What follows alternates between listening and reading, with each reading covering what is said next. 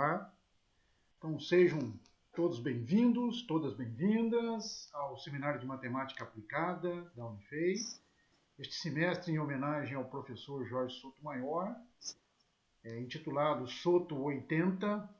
Hoje teremos o 11º seminário dessa série e teremos a honra de receber o professor Salvador Zanata, do IME-USP. Eu convido o Braulio Garcia, que foi orientado do professor Salvador, para fazer a apresentação dele. Salvador, muito obrigado. Tá? Ô, pessoal. Obrigado você. Tudo bom? Então, vamos continuar. Ô, Salvador, é um prazer apresentar você. O Zanata, né? Como o Soto dizia. Zanata! E tenho um especial carinho pelo Salvador, foi meu orientador aí no IME-USP. E o Salvador trabalha com dinâmica em superfícies, conjunto de rotação, homeomorfismo do toro, do anel. Tem vários trabalhos aí importantes, né, nessas partes. E um grande prazer mesmo assistir você. Uma boa palestra, ele vai falar para a gente de uns conjuntos aí meio maluco do plano. Salvador, fique à vontade. Um abração. Obrigado, Braulio. A minha câmera caiu aqui, viu, gente? Se eu for arrumar, vai demorar muito, tá? Então eu desliguei ela. Mas vocês estão me ouvindo, né? Sim. Tá bom.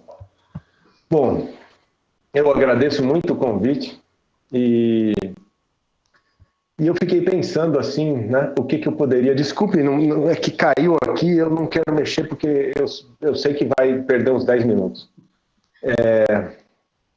Eu fiquei pensando o que eu poderia falar aqui, né? Muita coisa eu poderia falar sobre o quanto fui grato, sou grato ainda, né? Ao professor Soto, né? Como foi meu professor em disciplinas, foi meu vizinho de sala, né? A gente se divertia, né? Porque a gente dividia uma sala grande que tinha sido do Valdir Oliva quando ele foi reitor. E essa sala foi transformada em duas, né, com um madeirite separando. Então era uma sala onde não havia privacidade nenhuma, né? O Soto conversava no telefone lá, eu ouvia do meu lado e vice-versa, né? Então tinha muita piada e brincadeira entre a gente. E eu fiquei muito triste quando soube que ele tinha partido, porque eu não sabia até então nem que ele estava doente. E pensando assim no que falar, eu me lembrei de uma coisa. Eu gostaria de ler um pedacinho de um livro, antes de começar a minha palestra. É um livro muito bonito, que eu gosto muito. Se chama O Profeta. É um livro que foi escrito por um pintor, escultor, poeta libanês, chamado Gibran Khalil Gibran. E é uma história em que um sujeito foi viver lá numa aldeia e ele passou muitos anos lá. E no fim da vida ele vai embora, né? Vai pegar um barco e vai embora. E as pessoas da cidade ficam tristes e começam a conversar com ele na praça. E cada um pergunta uma coisa. E num certo momento, um professor pergunta para ele o seguinte: fala-nos do ensino. E pensando no que falar sobre o professor Soto, eu me lembrei disso, porque tem muito a ver com a experiência que eu tive nas aulas com ele. Eu vou ler aqui para vocês. Então o professor disse: fala-nos do ensino. E o profeta respondeu: homem algum poderá revelar-vos, senão o que já está meio adormecido na aurora do vosso entendimento. O mestre que caminha à sombra do templo, rodeado de discípulos, não dá de sua sabedoria, mas sim de sua fé e de sua ternura. Se ele for verdadeiramente sério, não vos convidará a entrar na mansão do seu saber, mas vos conduzirá ao limiar de vossa própria mente. O astrônomo poderá falar-vos de sua compreensão do espaço, mas não vos poderá dar a sua compreensão. O músico poderá cantar para vós o ritmo que existe em todo o universo, mas não vos poderá dar o ouvido que capta a melodia, voz que a repete. E o versado na ciência dos números poderá falar-vos do mundo dos pesos e das medidas, mas não vos poderá levar até lá, porque a visão de um homem não empresta suas asas a outro homem, e assim isolado da consciência de Deus, assim cada um deve ter sua própria compreensão de Deus e sua própria interpretação das coisas da terra. Bom, eu me lembro das matérias que fiz com o Soto, bifurcações de estabilidade estrutural e teoria, equações diferenciais da geometria clássica. E nas duas matérias foi a minha primeira experiência com alguém que me cutucava, me mandava ler artigos, mandava dar seminários, não vinha nada mastigado. E foi onde eu comecei a aprender o que era fazer matemática, sabe? O que era você se virar sozinho e tentar entender um artigo, tentar ler as coisas, sofrer. E foram experiências incríveis, assim, porque era exatamente essa, né?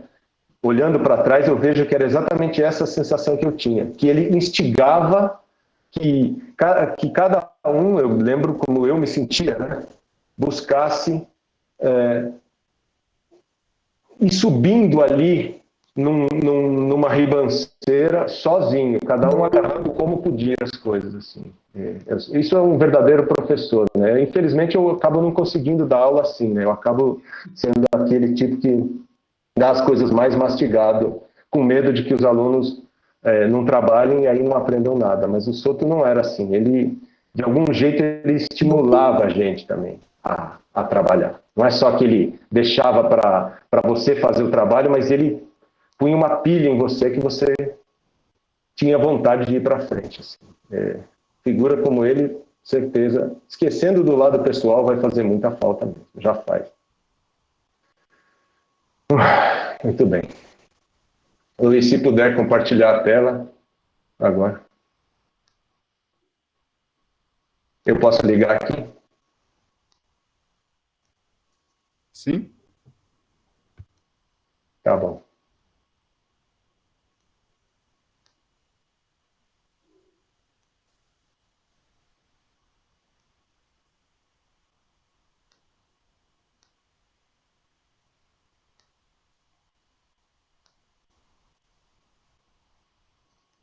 Vocês estão vendo a minha tela? Sim. Tá bom. Deixa eu dar uma respirada aqui só, por favor.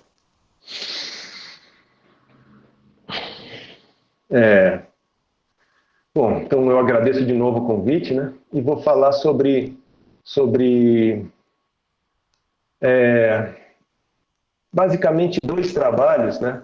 Onde vou tentar fazer uma contraposição aqui do que acontece para o mesmo problema, o que acontece no mundo que preserva área e no mundo em geral para diffeomorfismos em superfície. Então o título do trabalho é esse, né? Disco abertos periódicos para diffeomorfismos em superfícies fechadas, orientáveis com gênero maior ou igual a 1.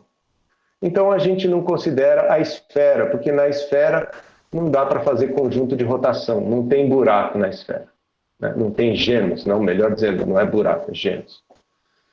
Então, os resultados que eu vou falar, eles valem em superfícies com gênero maior do que 1, mas eu escolhi pensar no toro como exemplo, porque é mais fácil, né, da gente, quando fala no recobrimento no toro, é mais fácil de quem nunca mexeu com essas coisas ter claramente a imagem e tudo mais.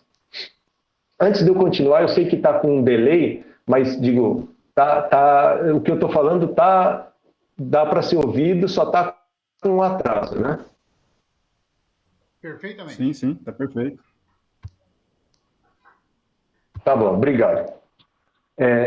Então, vamos pensar no caso do toro, certo? Então, o que é eu vou considerar o toro flat, né? Que é só para uma questão de escrita, para poder falar aqui do que são os homeomorfismos e diffeomorfismos do toro, escrevê-los em coordenadas. Né? Então, estou pensando no toro flat, que é o plano quocientado por Z2, certo? Isso daqui é basicamente, né, você fazer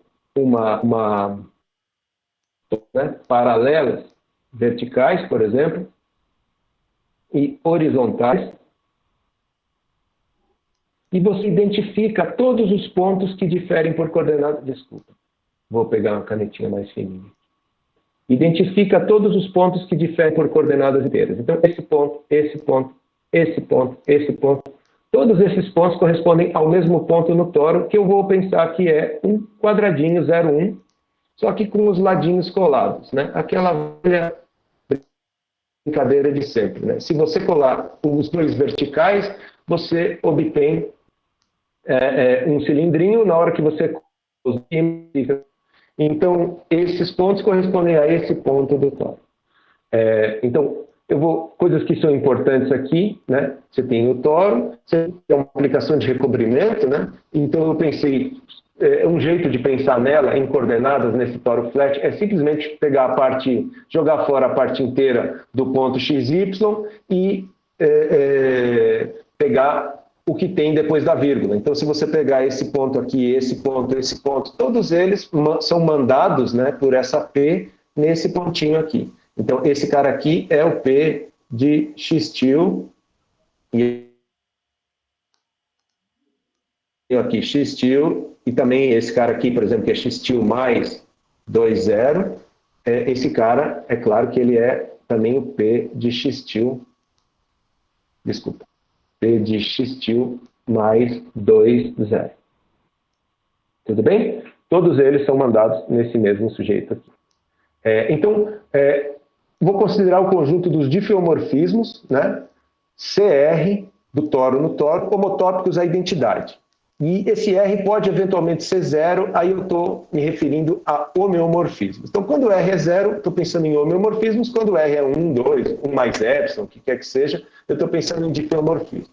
Aí, uma pergunta, né? Como produzir um difeomorfismo do toro pensando nessas coordenadas? Então, eu deixei um espacinho aqui para dar uma ideia rápida, né, de como que você faz uma coisa dessa.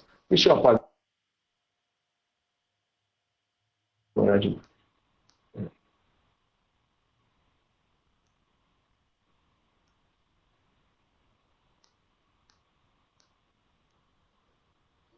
Então, veja, ó, como é que você produz um cara desse? Faz o seguinte, ó, pega um difeomorfismo no plano que seja basicamente assim, ó, x-til mais y-til, ou seja, ele x-til vírgula y-til, mais o quê? Uma função periódica em ambas as coordenadas na primeira posição e uma função periódica em ambas as coordenadas na segunda posição. Então, esse cara aqui e esse cara aqui são periódicas em x-til, certo? Em x-til e y-til. Isso significa que se você colocar x-til mais 1 aqui e y-til mais 1, x-til mais 50, y-til menos 40, você tem o mesmo valor. Então, se você fizer um cara desses aqui, no plano, tá certo? Isso aqui, esse f-til, eu estou pensando que ele é um sujeito de R2 em R2. Tá claro? E se ele for um homeomorfismo do plano, como é que você obtém o toro? Basta você fazer assim. Quem que vai ser o F no toro? Ele vai ser o F-til, né? O F no toro é com pontos no toro. Então, agora você vai pegar um XY no toro, que é a gente está pensando que é o quadradinho. F de XY vai ser o F-til. Você pode colocar aqui XY, né? Apesar de ser estou identificando, né, o toro com o quadradinho, módulo ambas as coordenadas. Que aí você pega um ponto daqui, calcula a imagem dele pela F-til, só que aí você volta para cá no momento que você faz isso. Então, assim você constrói difeomorfismos do toro. Por exemplo, você podia fazer uma coisa do tipo, põe uma função C1 pequena aqui e uma função C1 pequena aqui. Ou seja, uma perturbação da identidade. A identidade é um difeomorfismo, o conjunto dos difeomorfismos é aberto. Então, se você puser uma função C1 pequena periódica em ambas as coordenadas aqui, C1 pequena periódica em ambas as coordenadas, você vai ter um difeomorfismo no toro. Tudo bem? Então, se ele não fosse homotópico à identidade, aí você colocaria outra coisa aqui. Ao invés de pôr a identidade aqui mais uma função periódica, você colocaria uma matriz 2 por 2 com entradas inteiras e determinada só dos homotopos à identidade. Então, esse é um jeito de você construir caras homotopos à identidade no toro à vontade. Caras, né? Para esses caras, esses diffs homotopos à identidade, ou homeos homotopos à identidade, uma coisa muito importante no entendimento deles é estudar o chamado conjunto de rotação do levantamento. Então, o que é isso? Quando você tem uma F, né, que é um diff ou um homeo, aqui eu coloquei homeo porque essa teoria vale para homeos, né? Quando você tem uma F, que é um homeo do toro, você tem associado a ela uma família de levantamentos, que são caras que satisfazem essa... Lembra que P é essa aplicação de recobrimento aqui, ó, é esse sujeito aqui que manda o plano no toro. Então, a pré-imagem de cada ponto do toro, né, a fibra desse ponto, é um conjunto infinito de pontos, que são todos os pontos do plano que diferem uns dos outros por coordenadas inteiras, e algum deles é projetado naquele ponto do toro. Tá bom? Então, o que essa P satisfaz? Essa P, como é que, né, da onde vem esse levantamento aqui? A P faz isso, né? A P composta com um levantamento, num certo ponto aqui do plano, é igual a F composto com a P nesse ponto do plano. Então, você tem aqui no plano um ponto x til, y til, certo? A P te joga esse ponto num certo ponto aqui do toro, certo? Aí você calcula o F desse ponto, por exemplo, você vem parar aqui. Então, a F faz isso. Então, o que esse cara está falando é, se você agora pegar e calcular o F til desse ponto, você vem aqui num outro sujeito e a P te joga esse outro cara aqui, no mesmo cara onde a F jogou aquele. Então, essa coisa aqui é basicamente o que a relação que, né, entre os levantamentos por recobrimento universal e a dinâmica. Pensando nas coordenadas que a gente fez, né, o que é um levantamento? Ora, se você obtiver os homens do toro como eu fiz aqui, primeiro você começou com o levantamento. Então, quem é o levantamento? O levantamento é esse cara, só que você tem uma liberdade, né, claro, de somar qualquer inteiro aqui e qualquer outro inteiro aqui. Então, os levantamentos de um dado homeo do toro, eles diferem um dos outros. Então, se você tem, por exemplo, F1 til e F2 tils, são levantamentos da mesma F, isso significa que eles diferem um do outro por um vetorzinho inteiro, com ambas as coordenadas inteiras. Tudo bem? Então, quando eu falo em levantamento, é um cara no plano, você pode pensar assim, é o cara no plano que deu origem ao homeo do toro, certo? Só que tem muitos caras no plano que dão origem ao mesmo, porque se você pegar qualquer transladado inteiro, essa transformaçãozinha aqui, da maneira como eu escrevi a aplicação de recobrimento, como é módulo 1, ela joga fora esse inteiro. Ela manda esses dois caras no mesmo lugar, porque eu estou jogando fora a parte inteira. Tudo bem? Então, o conjunto de rotação é um objeto que eu não vou entrar muito na definição dele, porque ela é meio complicada. Eu vou dizer algumas consequências dessa definição. Ele é um objeto, né, um conjunto, associado a um levantamento de um homeo do toro. E como que ele é associado? Ele é definido dessa forma aqui, ou seja, é um subconjunto plano que tenta capturar as velocidades no recobrimento, ou seja, só que aqui tem umas liberdades, você toma ao longo de subsequências nos iterados e também sequências de pontos, então você varia um monte de coisa, então essa definição não fica muito transparente. Certo? Mas ele é um subconjunto do plano, do qual eu vou contar aqui algumas propriedades, aí vai ficar mais ou menos claro, pelo menos na situação que a gente vai estudar. É um subconjunto do plano que foi mostrado por Misiurewicz e Zima. Aqui eu coloquei ρmz, porque essa definição foi dada por Misiurewicz e Zima num paper muito importante. Começou com essa brincadeira aqui. Tá? Então, nesse primeiro paper, eles mostraram que esse conjunto de rotação é um compacto convexo do plano. Muito bem, um compacto convexo do plano só tem 3 possibilidades para ele. Ou ele é um pontinho, como está aqui, ou ele é um segmento de reta, ou ele tem interior. Tá certo? É claro que, né, um pontinho pode ser um ponto com ambas as coordenadas racionais, com alguma coordenada irracional, com as duas irracionais. Um segmento de reta pode ter inclinação racional, inclinação irracional, pode passar por infinitos racionais, por um racional, pode ter um monte de coisa. Muito mais ainda, um cara com interior, pode ser uma complicação incrível. Tudo bem? Mas você pode dividir as possibilidades para conjunto de rotação, a grosso modo, nessas três coisas: ponto, segmento ou cara com interior.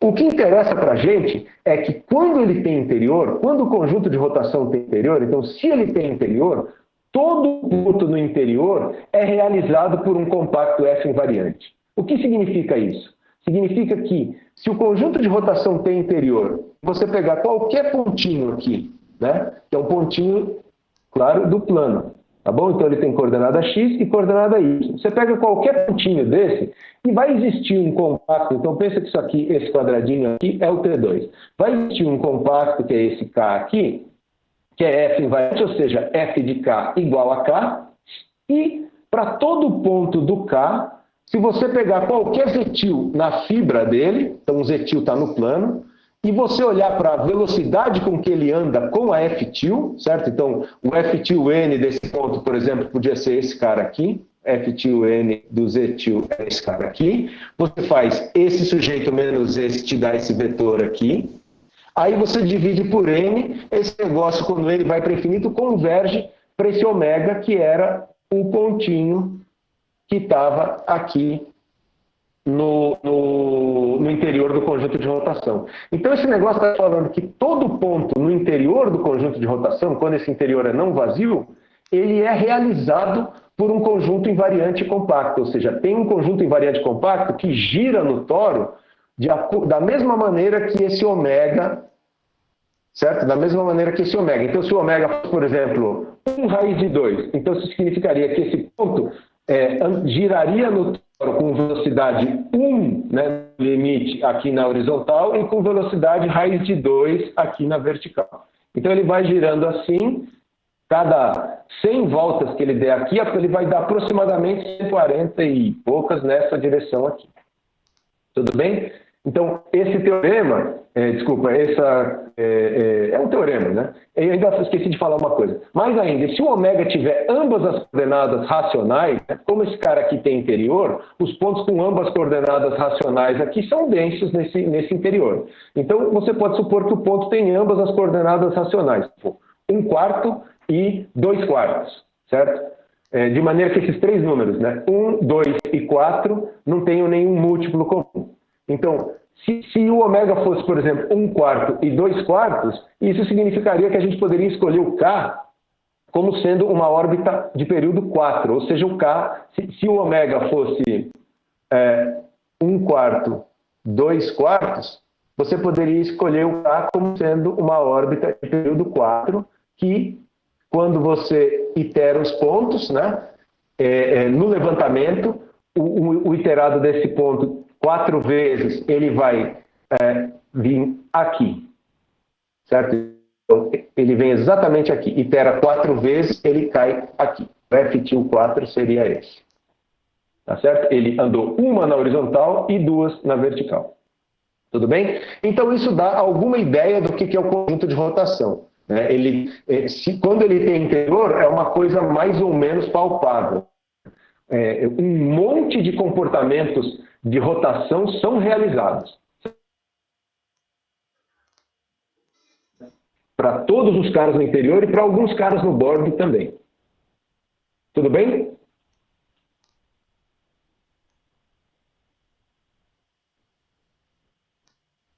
Está com muito delay entre o que eu falo e o que eu escrevo, gente? Tá ok? Não, tá ok. Agora, no final, isso.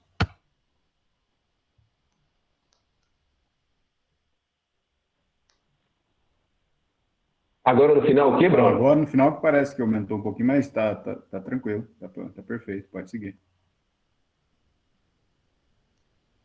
Ah, tá bom. Obrigado. Então, eu vou falar aqui sobre uns teoremas associados a essa coisa, umas coisas um pouco a mais que dá para obter, porque vão ser necessárias para enunciar o tópico da palestra. Né? Então, em 2015, eu provei esse resultado aqui, que está dizendo uma coisa um pouquinho mais forte, com um pouquinho mais de hipótese. Né? Então ele está dizendo assim, ao invés de um homeomorfismo, você tiver um difeomorfismo C1 mais epsilon, ou C2, ou C3, o que quer que seja, né? Ele precisa ter ou seja, a BF tem que ser Holder contínua, não basta ela ser contínua para você querer aplicar a teoria de Pezinho. Então, se você tiver um difeomorfismo C1 mais epsilon e o zero estiver no interior do conjunto de rotação, para algum levantamento, né? Uma coisa que eu não falei, que é interessante, se você olhar para o conjunto de rotação um F2 mais um certo MN, isso daqui é exatamente o conjunto de rotação do F2 mais MN. Então, quando você troca, certo? Quando você troca de levantamento no recobrimento universal por um transladado inteiro, o conjunto de rotação simplesmente se translada. Então, as propriedades de T interior, todas elas se preservam. Tá? Então, a gente não precisa se preocupar muito com o levantamento, com essas coisas, porque é como se, por exemplo, se o conjunto de rotação fosse um quadrado, se você trocar de levantamento, você simplesmente vai estar transladando aquele quadrado por inteiros. Tudo bem? Então, então imagine que você tem um difeomorfismo no toro e um levantamento, né, algum F-T, levantamento de F, tal que o zero está no interior do conjunto de rotação. Então, esse negócio aqui fala que existe... Agora não precisa ser um ponto fixo, como aqui, né? Aqui, se, por exemplo, esse cara fosse zero, se o P fosse zero e o R fosse zero, certo? Você teria Q igual a 1 e esse negócio te daria um ponto fixo.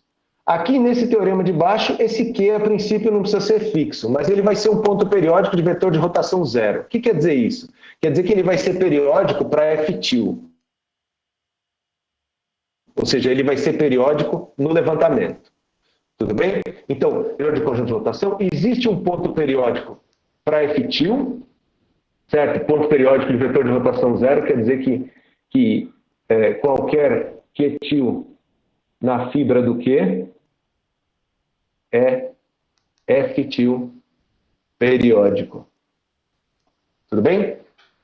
Existe um ponto periódico desse tipo, que é uma cela hiperbólica com o que a gente chama de malha completa. O que é essa malha completa? Malha completa é dizer assim, você pegar qualquer cara na fibra do Q, como eu falei, ele é F-til periódico, então esse cara aqui, ele tem a propriedade que ele é igual a F, sei lá, N, para algum N dele próprio, ou seja, ele é um ponto periódico, e vai ter um ramo instável, que ele é uma cela hiperbólica, tá certo? Uma cela hiperbólica, vai ter algum ramo instável dele que intersecta todos os transladados de um ramo estável.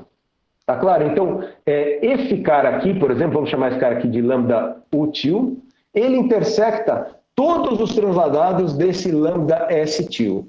Intersecta de maneira topologicamente transversa, ou seja, aqui eu coloquei a variedade, mas é mais do que a variedade. Existem dois ramos, né? Um ramo instável e um ramo estável, tal que esse cara intersecta todos os transladados inteiros desse ramo estável. Esse cara aqui é o lambda S-til, né? AB mais lambda S-til. Intersecta todos. Então, intersecta. Aqui eu fiz uma figurinha para entender um pouco melhor. Vai aqui, sei lá o que ela faz, mas aí ela vem e cruza a estável do Q-til mais 0,1. Depois ela faz lá qualquer coisa e cruza a estável do Q-til mais 1,0. Depois ela faz mais qualquer coisa e cruza do Q-til mais 1,1. Só que aí ela tem que cruzar do cara para cá, do cara para cá, do cara aqui em cima, todos. É muito difícil fazer um desenho desse, porque as linhas pretas de um ponto não cruzam as linhas pretas dos outros, todos, e as vermelhas, mesma coisa. É difícil fazer o desenho.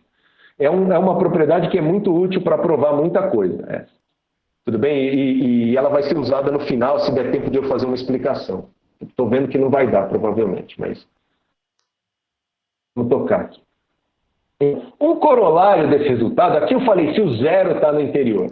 Um corolário desse resultado é, se ao invés do zero tiver um racional no interior, então existe do mesmo jeito uma célula hiperbólica, só que agora com vetor de rotação este racional aqui, com malha completa. E do mesmo jeito que antes, né, como esse cara tem esse vetor de rotação, o período dele tem que ser um múltiplo de Q, mas não precisa ser necessariamente Q.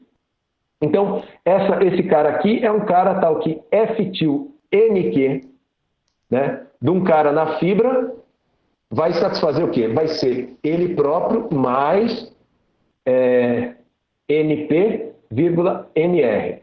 Tá bom? Então, ele vai ser um ponto periódico de período NQ no toro, e no recobrimento universal, quando você itera ele NQ, ele anda exatamente NP, NR. Então, o vetor de rotação dele é o mesmo, P sobre Q, R sobre Q. Tudo bem? E a prova é bastante simples, eu não vou explicar aqui, mas é bastante simples, é só você pensar no FQ e nesse levantamento. Para esse levantamento, o fato desse sujeito aqui estar no interior desse conjunto de rotação implica que o zero vai estar no interior do conjunto de rotação desse levantamento. Então aí você aplica o teorema assim. Eu disse que não ia explicar, que eu não vou explicar exatamente por que o zero está aqui e tudo, mas não é nada difícil. Então a conclusão final é que para todo racional no interior da conjunção, você tem uma célula com aquele vetor de rotação e com essa malha completa, que é esse monte de intersecções com os transladados. Tudo bem? Um outro resultado importante, esse, devido ao Misiurewicz e Zeeman também, só que acho que está no segundo paper deles, eles publicaram 2 papers em sequência sobre o assunto, é o seguinte, eles falam assim, se você tem homeomorfismos do toro e um levantamento fixado, e se o conjunto de rotação para esse levantamento, em particular para qualquer levantamento, tem interior, então a função conjunto de rotação é contínua nesse sujeito aqui na topologia de Hausdorff. Então, porque você sempre pode olhar para essa função aqui, né? Que a cada homeomorfismo, né? A cada homeomorfismo do toro homotópico à identidade, associa o quê? O conjunto de rotação. Então, é um compacto convexo do R2.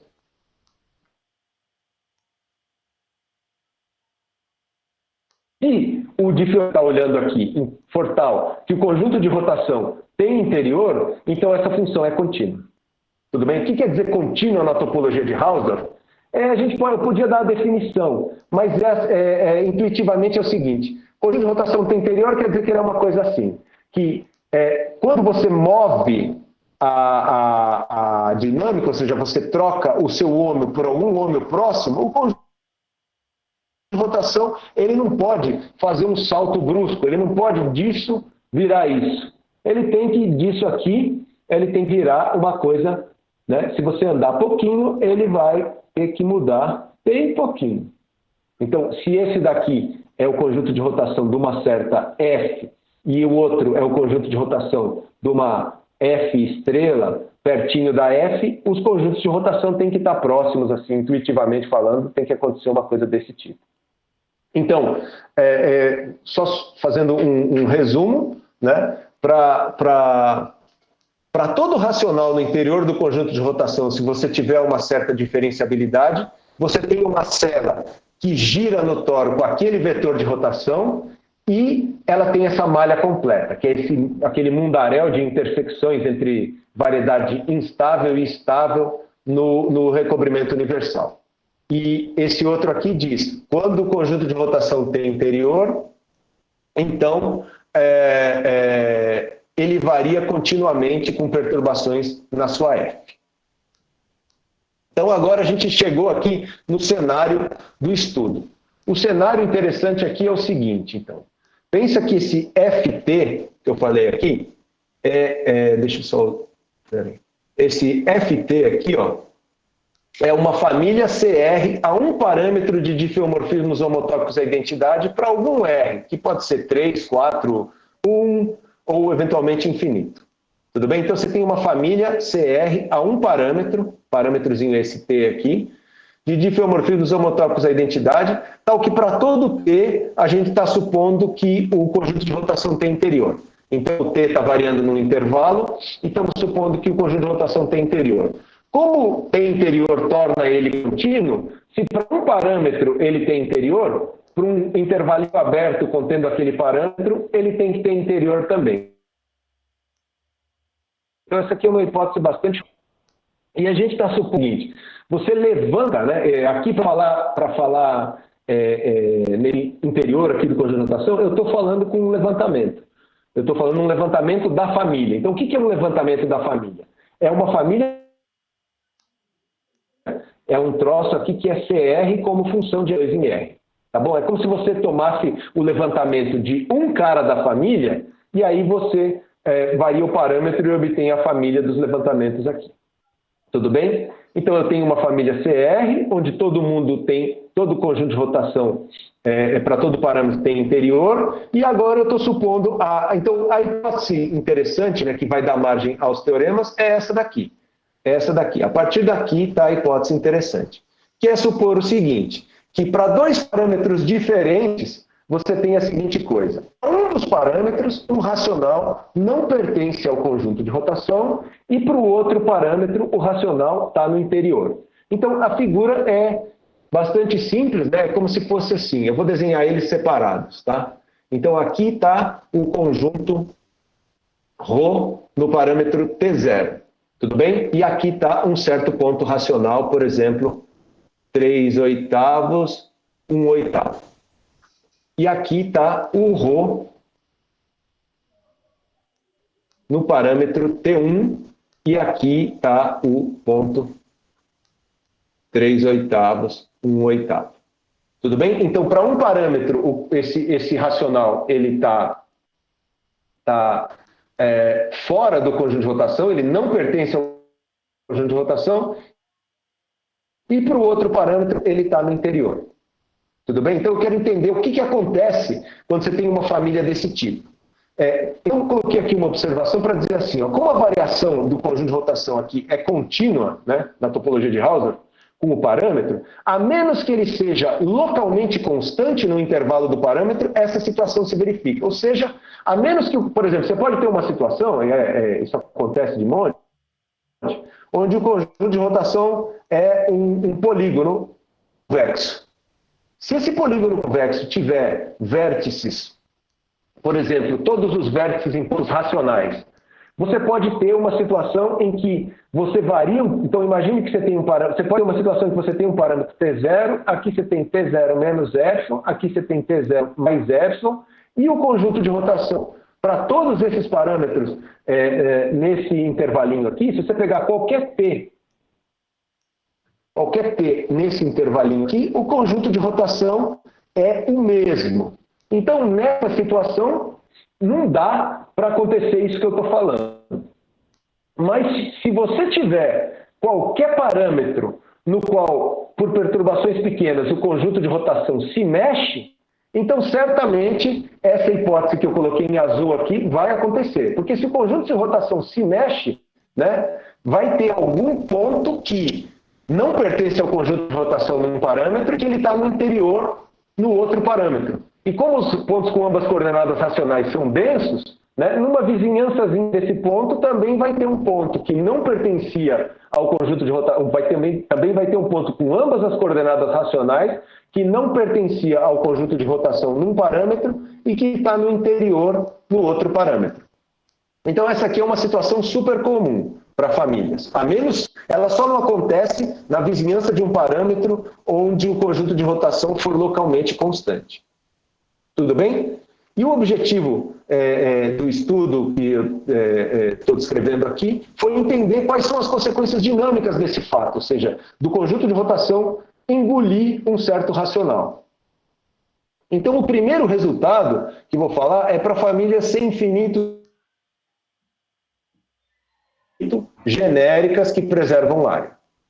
Tudo bem? Então eu estou pensando aqui que nesse primeiro resultado, eu estou pensando agora aqui que essa família aqui é uma família de difeomorfismos sem infinito do toro que preservam área. Tudo isso dava para fazer CR também, mas é que eu usei uns resultados que só tinham escritos, eu pelo menos só achei escritos para família sem infinito. Então eu acabei escrevendo para sem infinito. Tudo bem? Mas eu tenho certeza que dava para fazer sem ser sem infinito. só CR, genéricas. Então, pensa assim, o que é uma família genérica? Né? Um dífio genérico é um dífio que pertence a um residual do espaço de dífios. Uma família sem infinito genérica é uma família que pertence a um conjunto residual das famílias. Isso é mais concreto, é como se, dada uma família qualquer, né, você desse uma perturbadazinha nela e aí ela fica genérica. Então, se você está aqui no espaço dos dífios, certo? Esse aqui é o espaço dos dífios sem infinito, que nem eu estou falando, que preservam o Lebesgue no tórax, tá bom? E aí você tem uma família qualquer aqui, que é essa daqui. Então, vai existir uma família genérica que seja CR próxima dessa. Então, esse é o sentido de famílias sem infinito genéricas, ou seja, dá para você dar uma perturbadazinha na sua família e obter uma que é sem infinito genérica, para o qual esse teorema vai valer. Então, um preâmbulo desse negócio é dizer assim, em conjunto com Le Calvez, a gente mostrou que toda vez que você tem um racional que não pertence ao conjunto de rotação para um certo parâmetro, e ele está no interior, entre esses dois parâmetros, e um intervalinho mesmo, tá? A é menor do que B, tal que para todo parâmetro nesse intervalinho, esse sujeito vai ficar no bordo. Então esse negócio está falando mais ou menos assim, ó. Você tem um conjunto de rotação aqui, um parâmetro T0, e o seu racional está aqui.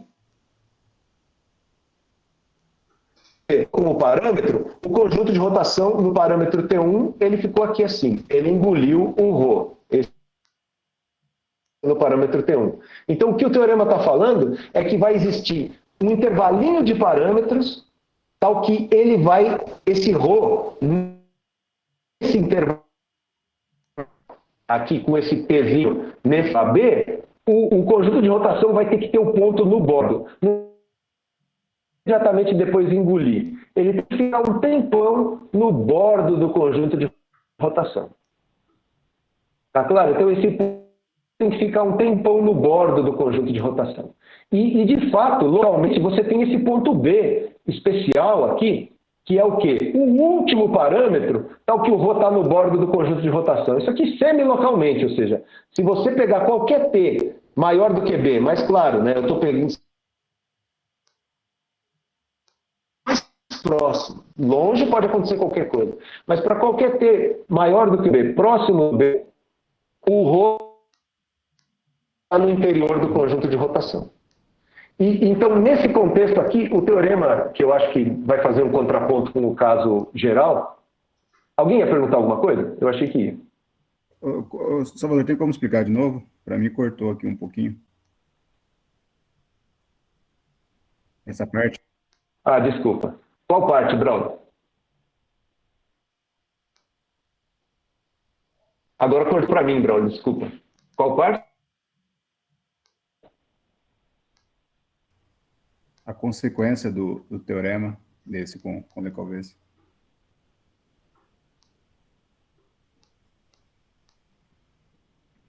O desenho aqui de como engole os pontos? Para mim.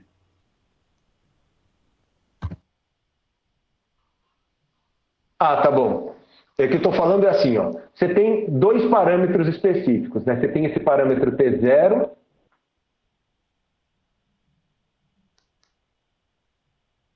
Olha para o conjunto de rotação nesse parâmetro T0. Ele está aqui e o ponto ρ não pertence ao conjunto de rotação. O conjunto de rotação é o interior dessa bolinha. Eu só não vou desenhar para não ficar um desenho muito pesado. Mas o conjunto de rotação é o interior dessa bolinha. Aí você tem um parâmetro T1, tal que o ρ está no interior do conjunto de rotação nesse parâmetro T1. Então, o que o teorema diz é que entre o T0 e o T1 tem um intervalinho AB, tal que para todo parâmetro nesse intervalinho AB, o ρ tem que estar no bordo desse conjunto de rotação. Esse desenho azul está um pouco infeliz. O desenho típico seria uma coisa assim, né? O sujeito mudando do vermelho para o azul. Então, é como se ele fosse fazendo assim, ó. Então, para todo cara no AB, para todo T no AB, o ρ tem que ficar no bordo. Em outras palavras, né, conforme o conjunto... Estou desenhando aqui do outro lado. Você tem um cara que um certo racional está aqui fora. Se você for aumentando o parâmetro e, num certo momento, o racional veio para o bordo, ele não pode, logo depois, vir para o interior. Ele tem que ficar um tempo no bordo antes de ir para o interior. É como se você pensar, por exemplo, pensa na família de Arnold, de difeomorfismos do círculo. Né? A família de Arnold é a família que associa x a x mais a seno de 2πx mais ômega modo. Se você olhar para o número de rotação desses difeomorfismos como função de ômega, quando isso aqui pertence ao racional, como é que é o gráfico desse negócio em função do ômega? O gráfico é assim. É um troço que, quando bate no racional, tem um patamar.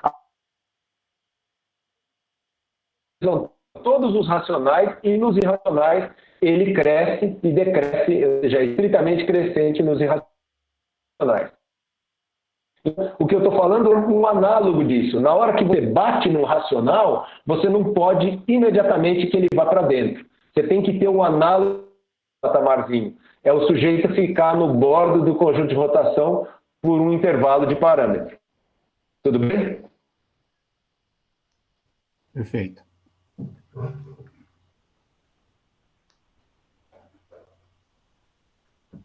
Beleza. Então, qual é o teorema que eu vou falar aqui? O teorema diz o seguinte, ó, que existe um aberto no parâmetro à direita de B, tal que o B pertence ao bordo desse aberto, e para todo ponto nesse aberto, o FT tem pontos elípticos genéricos. Então, é como se fosse assim, ó, o B está aqui, mas esse V não é um intervalo aberto no B. Eu não sei mostrar isso. Ele é uma coisa tipo isso. Tá certo? É um aberto que vai se acumulando aqui no B.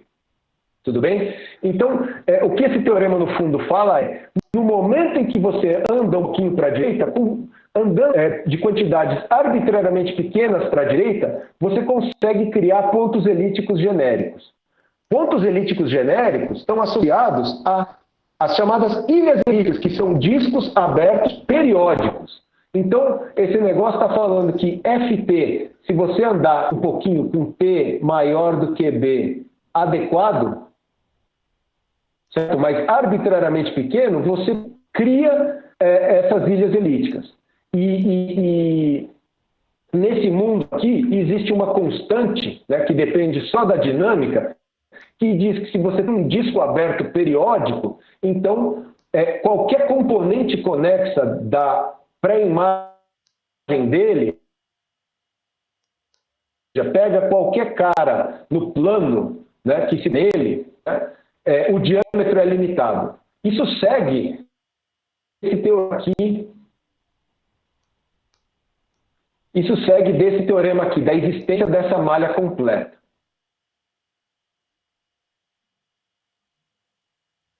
A fato dos discos, o fato de você ter uma limitação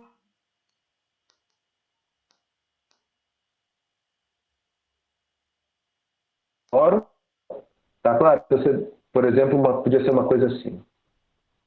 Esse é o disco, certo? Esse é o D. Então, quando você levanta isso aqui para o plano, isso vai ter diversas componentes, né? Ele vai viradinho. Ele vai ter diversos componentes assim. Esse tem o transladado de um dele, DTU mais, um. E todos eles. São todos disjuntos, esses transladados, porque esse cara aqui é um disco, e o que esse negócio está falando é que o diâmetro dele é limitado por essa constante. Então, todo o peixe, no mundo que preserva a área, quando eu escrevi aqui, neste mundo, eu quis dizer, quando preserva Lebesgue. Tá claro? Nesse mundo existe uma limitação uniforme no diâmetro de qualquer disco periódico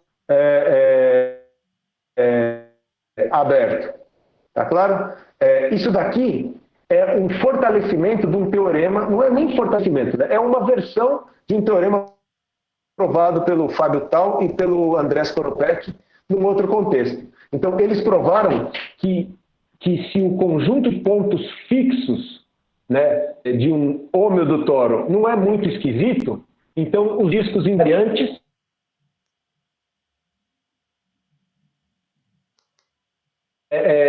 não são ilimitados. Então o teu diz que todo disco periódico não é ilimitado, mas não dá uma cota para a limitação, certo? Mas também eles precisam só de ômeo e a hipótese deles nem é de ter conjunto de rotação com o interior, é uma hipótese mais fraca, é só o conjunto de pontos fixos ou eventualmente periódicos não ser muito degenerado. Mas estou falando assim porque a gente já está trabalhando com coisas que têm diferenciabilidade. Então a gente pode usar aquele resultado lá. Então tem uma cota uniforme. Então a gente sabe que os discos periódicos que aparecem, eles são limitados disco de qualquer tipo, mas nesse caso são ilhas elípticas. Eu coloquei aqui uma observação para dizer assim, que esses pontos elípticos que aparecem, eles não existiam no parâmetro B, porque eles têm vetor de rotação que não pertence ao conjunto de rotação no parâmetro B. Vocês lembram que o que eu estou falando? Esse parâmetro B é o cara que eu tenho a seguinte propriedade, né? Eu tenho aqui o conjunto de ponto ρ aqui, que é uma coisa da forma R sobre N, ele está aqui no bordo. E esses políticos, né, eles estão acontecendo quando o parâmetro é um pouquinho maior do que o B. Quando o parâmetro é um pouquinho maior do que o B, o conjunto de rotação fez assim. Tá claro? Ele engoliu o B. Para qualquer T maior do que o B, é o que eu tinha falado aqui em cima. Para qualquer T maior do que o B, o conjunto de rotação já engoliu esse ρ. O ρ é esse cara aqui. Esse é o ρ. Tá certo? Então, esses pontos elípticos que eu estou falando aqui, eles que estão aqui, nessa parte nova do conjunto de rotação. Então, esse parâmetro T igual a B, você pode pensar que é um parâmetro onde acontece uma bifurcação super complicada. Porque, primeiro, nesse parâmetro, o conjunto de rotação cresce, né? Você sabe que ele engole esse pontinho aqui, esse pontinho vai para o interior, né? No B ele está no bordo, mas quando você olha para um parâmetro T um pouquinho maior, aqui é o vetor de rotação. Aqui está o ρt. O ρt é esse sujeitinho de preto. Claro? Então ele engole esse cara aqui, e esses pontos elípticos que aparecem, eles não existiam no parâmetro B, porque no parâmetro B esses pontos estavam fora do conjunto de rotação. Então esse aqui é um parâmetro onde ocorre um monte de bifurcações. Só para dar uma ideia, para quem já ouviu falar nessas coisas, né, esses pontos elípticos eles aparecem devido né? Então você tem celas, né? Quando você tem uma cela no mundo que preserva a área e ela tem uma tangência homoclínica assim entre propriedade instável e estável, certo? E no parâmetro, conforme você mede assim, isso aqui são os pontos elípticos. Então eles aparecem por causa dessas coisas aqui. Tudo bem? Então, o que eu gostaria que sobrasse disso aqui era só dizer assim, no mundo que preserva a área, quando você está nesse parâmetro B e você anda um pouquinho para a direita, você aumenta um pouquinho o parâmetro, você cria pontos elípticos genéricos, então surgem montes de discos periódicos limitados para a sua dinâmica. Tá claro? Então agora eu queria falar o que acontece com famílias CR genéricas. Eu não tenho o que escrever aqui, mas eu quero dizer assim, CR genéricas, ou seja, sem assumir a preservação de área. Vou colocar aqui gerais. O que acontece com CR genéricas gerais?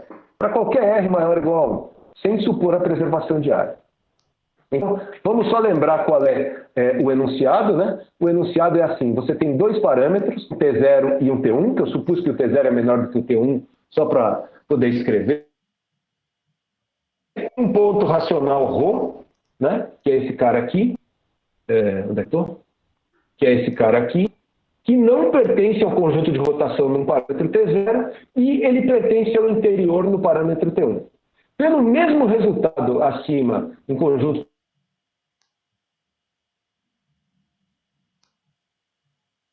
conservador, entre,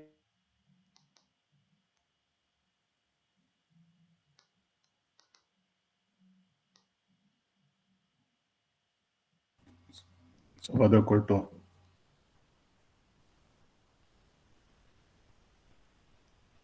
Um pouquinho, né?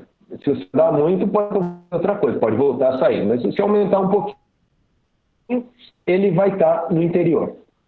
E o teorema agora que você tem que contrapor a esse daqui, né? Então esse aqui é o teorema do mundo que preserva a área, e esse aqui é o teorema geral, com esse resultado aqui com o André Skoropac.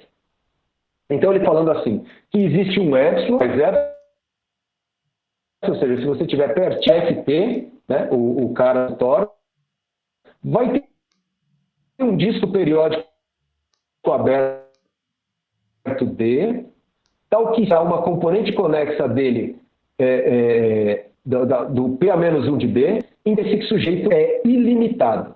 Então ele vai ter um disco periódico aberto D, é ilimitado. A gente não que a gente chama de homotopicamente ilimitado. Porque o levantamento dele para o recobrimento universal é ilimitado. Mas a vetor de rotação. Então é um pouco diferente do que aconteceu aqui, porque aqui, o que acontecia aqui? Os pontos que aparecem nesse teorema, você consegue também com o vetor de rotação ρ, mas eu acho muito interessante que eu escrevi aqui, é mais interessante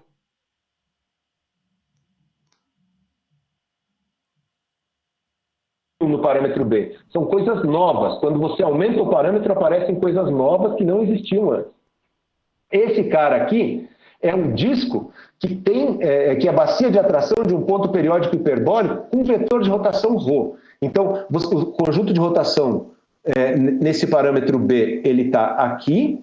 Esse sujeitinho aqui, ρ, ele está aqui. E se você andar um pouquinho no parâmetro, ou seja, no momento em que o ρ vem para o interior, para um T um pouquinho maior do que o B, você constrói esse disco. Então, isso aqui é um desenho dos conjuntos de rotação. Você constrói esse disco que é bacia de atração de um ponto periódico hiperbólico de vetor de rotação ρ.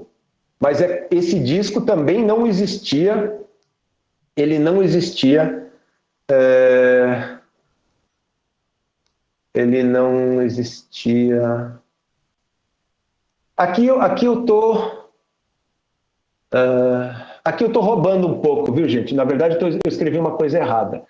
Não é, o intervalo aqui não é B mais epsilon, mas é um intervalo... Desculpa, aqui o intervalo ele está contido, então T pertencente a um intervalo aberto contido no AB. A princípio, é isso que eu sei.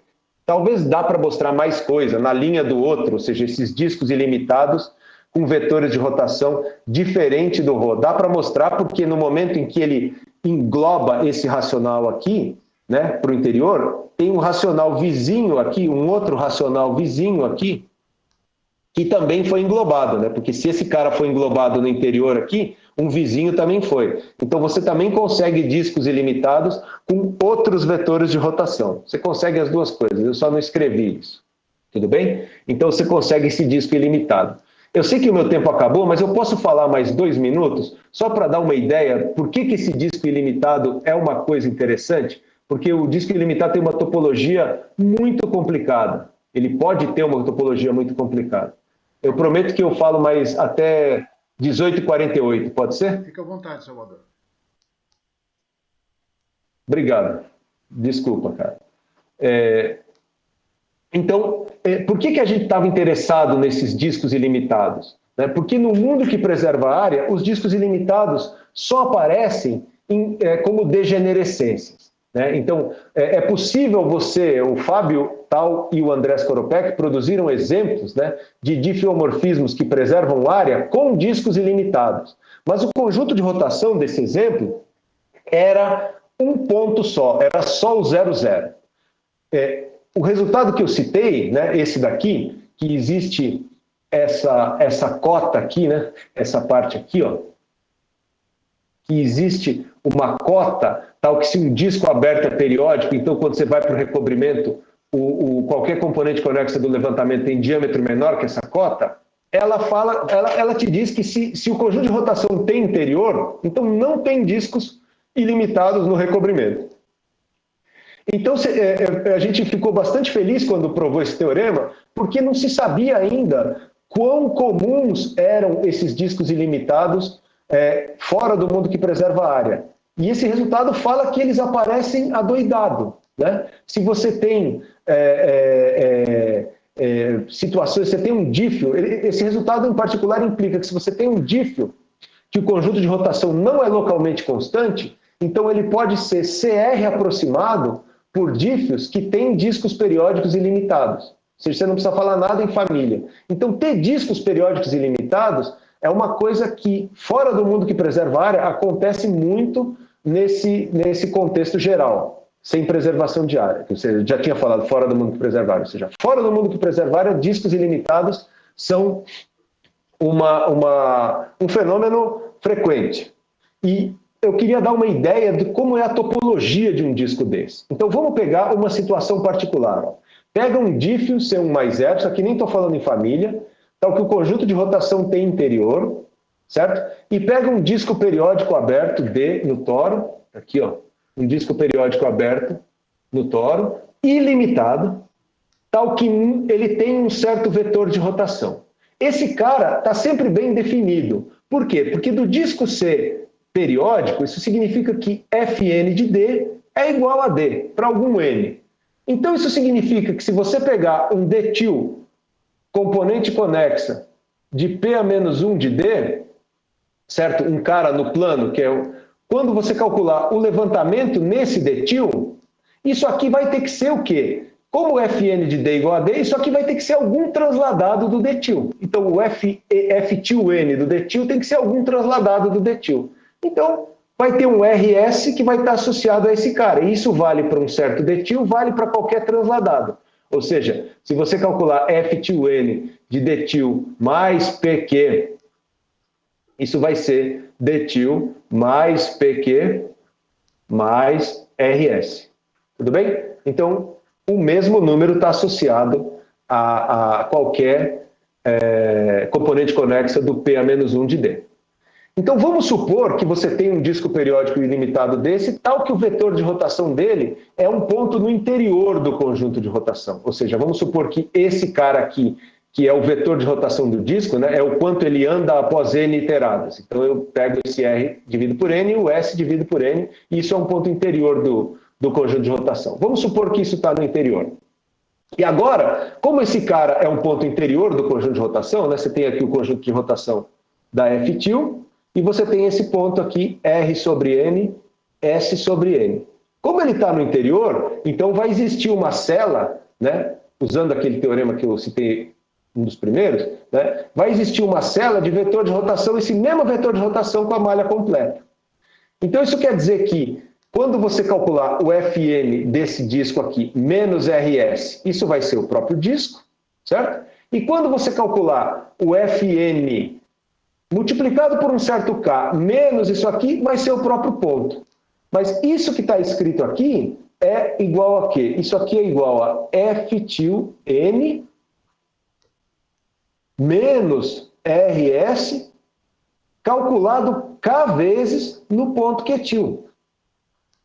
Então isso quer dizer o quê? Que se você olhar para essa... Então pega chama de G-til isso aqui. G-til é F-til NK de alguma coisa, né? Menos KR KS. Então o que vai acontecer? Vai acontecer que G-til de D-til é ele próprio e G-til de Q-til também é ele próprio.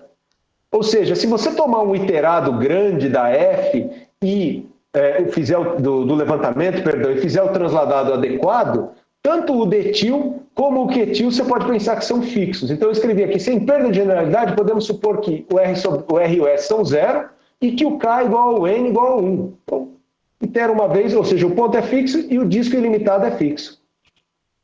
Aí vale esse fato aqui, o disco não pode intersectar simultaneamente a variedade instável do quetil e a variedade estável do quetil no plano. Se ele intersectasse os dois, você conseguiria mostrar facilmente que ele não era disco no toro. Tá certo que o P de D, isso é disco em T2. Tá claro? Mais para frente vai ficar bem claro isso. Então ele não pode intersectar os dois. Ele não pode intersectar esse e esse. Ele só pode intersectar um. Mas aí eu fiz um desenho aqui para tentar ilustrar. Ó. Então aqui você tem o quetil, aqui você tem o quetil mais um 0, quetil mais um 1, quetil mais 0, 1, quetil mais 0, 2, quetil mais 1, 2, quetil menos 1, 2, quetil menos 1, 1, quetil menos 1, 0. E eu desenhei só um pedaço da instável. Então eu desenhei um pedaço da instável aqui, até ela intersectar um transladado para a direita de 1 e o transladado de 1 para cima. E aí eu simplesmente transladei esse desenho. Em outras palavras, o que eu fiz? Eu peguei essa situação no toro, tá certo? Esse raminho instável veio para cá, aí ele veio para cá, intersectou o transladado de 1 para a direita, então corresponde a esse ponto aqui, corresponde a esse ponto aqui, aí ele voltou tudo e subiu e intersectou o transladado de 1 para cima. Tá claro? Então aqui fica claro, se você tem um disco aqui dentro, o disco não pode intersectar a instável e a estável, porque se ele intersectar os dois, você consegue mostrar que no disco vai ter que ter uma curva fechada que dá a volta aqui no negócio, bem próxima de uma dessas curvas fechadas aqui, ó.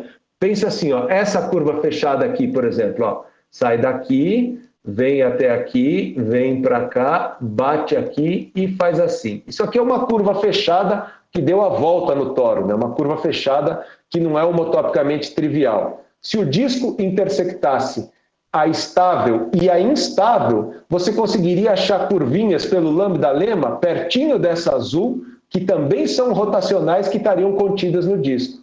E isso é um absurdo, porque aí o cara não seria disco, certo? Se ele é disco, ele não pode conter uma curva fechada rotacional. Então o disco, ele não pode conter ambas, intersectar as duas. Mas como ele é ilimitado, se você pensar que você vai pôr um sujeito ilimitado aqui nessa figura, ele não tem como ficar preso aqui no complemento dessas curvas. Então ele tem que intersectar ou a preta ou a vermelha. Tudo bem? Então se ele intersecta, evita a instável. Nesse caso, se ele evita a instável, ele tem que intersectar a estável. Tá claro? Então o disco teria que intersectar a estável. O disco teria que entrar, por exemplo, um pedacinho aqui assim. No momento que ele entra aqui, você traça um arquinho, vou fazer em verde aqui, ó, um arquinho que cruza essa estável aqui. E você itera esse arquinho para frente, pelo lambda-lema, ele se acumula na variedade instável inteira desse ponto. Tá claro? Ele se acumula, esse arquinho verde aqui, quando você itera ele para frente, ele se acumula na variedade instável inteira desse ponto. Só que a variedade instável inteira desse ponto é o quê? Eu escrevi aqui, ó. Então, o moral da história é que o bordo do disco vai conter, né, a variedade instável inteira do ponto. Só que o bordo é um fechado, então ele vai ser, se você, né, fizer o que eu falei aqui, tomar um disco maximal, ele vai ser exatamente igual ao fecho da variedade instável. Senão, ele apenas conteria o fecho. Mas se você tomar um disco maximal, o disco seria exatamente igual ao fecho. Aí você pensa, o que é isso aqui? Isso aqui é um conjunto fechado, conexo, equivariante. O que quer dizer equivariante? Quer dizer que WU de quetil fecho é igual a WU de quetil fecho mais qualquer inteiro. Certo? Então ele é igual a qualquer transladado inteiro dele. Então você vai ter que o bordo do seu disco é igual a um fechado conexo invariante por translações inteiras. Isso implica que o bordo de qualquer componente é igual ao bordo de qualquer outra componente do PA-1 de D. E o que é o PA-1 de D? Ele é a união, né, pega um deles e coloca aqui com AB em Z2. Então você pega o bordo de um, é igual ao bordo do outro.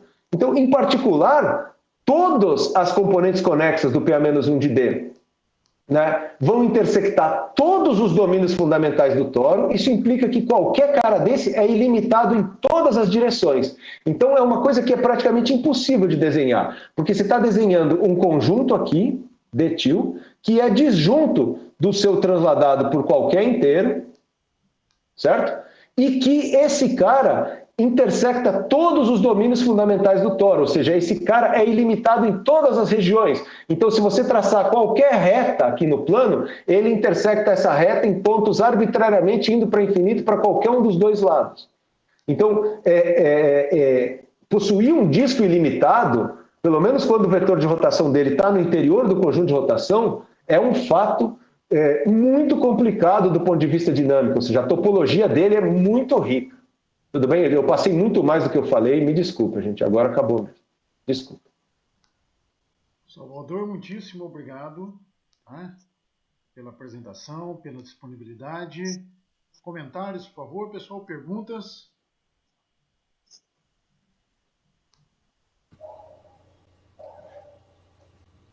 Bom, eu tenho uma pergunta. Ô, Salvador, eu poderia pensar, já pensei nesses conjuntos aí, realmente é bem estranho as propriedades, né? É um negócio que sai da dinâmica e parece que tem que conviver com a construção, né, desse tipo de conjunto. Mas uma maneira que eu poderia pensar para construir é, por exemplo, se eu pego do ponto hiperbólico, por exemplo, de abrir uma variedade instável, por exemplo, né? Pego o hiperbólico e bifurcar no repulsor e duas celinhas, né? Uma variedade instável dentro da variedade instável, né? Acho que isso mesmo, Bruno. Né? Daria o disco ilimitado, né? Então seria a variedade instável engordada, né? Uma coisa meio... Eu posso compartilhar de novo? Eu vou fazer o desenho que você está falando. Fica à vontade. Sim.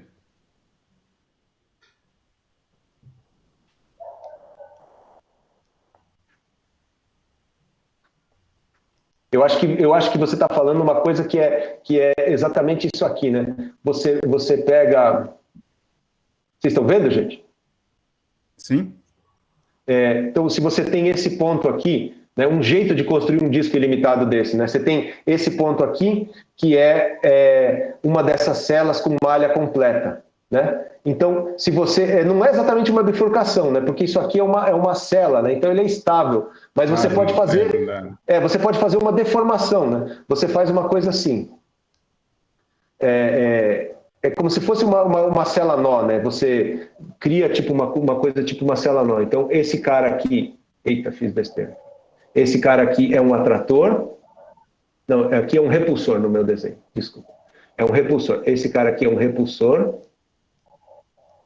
Então, aqui, essa aqui continua sendo a variedade instável dele, que ele tinha antes, mas agora ele é um repulsor. E você criou esses dois aqui, que são as celas.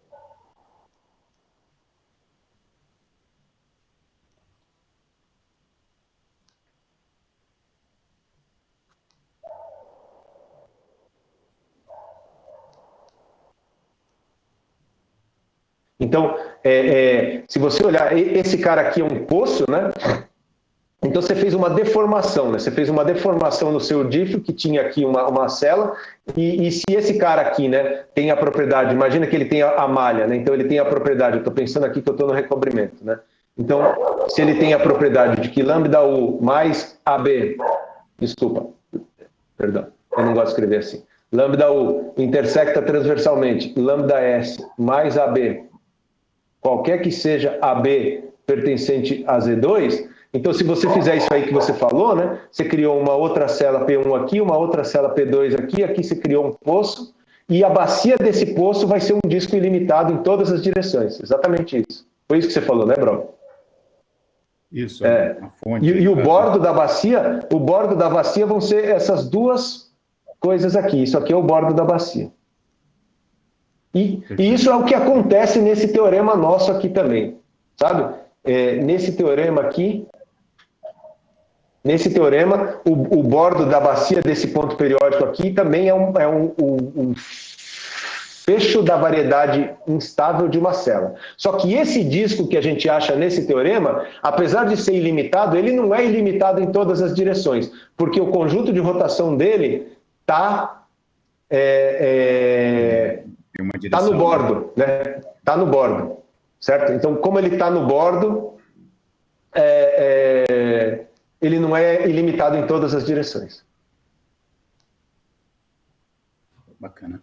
Porque quando eu não falei, né? Mas aqui embaixo eu escrevi, né? Eu passei um monte do tempo, me desculpa. Mas aonde que está escrito isso, meu Deus? Está aqui, ó. Se o vetor de rotação pertencer ao bordo, aí uma componente conexa do PA-1 de D será limitada em pelo menos uma direção, por causa do bounded displacement que tem que ter com os vetores no bordo. É isso. Muito obrigado, viu, Luiz? Obrigado pela oportunidade. Eu realmente fiquei muito triste quando soube do Soto e eu achei que eu me senti honrado de poder falar aqui. Valeu, cara. Ô, Salvador, nós aqui agradecemos. Mais algum comentário, pessoal? Alguma pergunta, por favor? Ok? Então, muitíssimo obrigado, Salvador, pela disponibilidade, pela gentileza, tá? E agradeço a participação de todos hoje aqui e convido-os para a semana que vem, que será o último seminário dessa série, que será proferido pelo professor Marco Antônio Teixeira, da Unicamp. Um abraço a todos, muitíssimo obrigado, até mais. Tchau.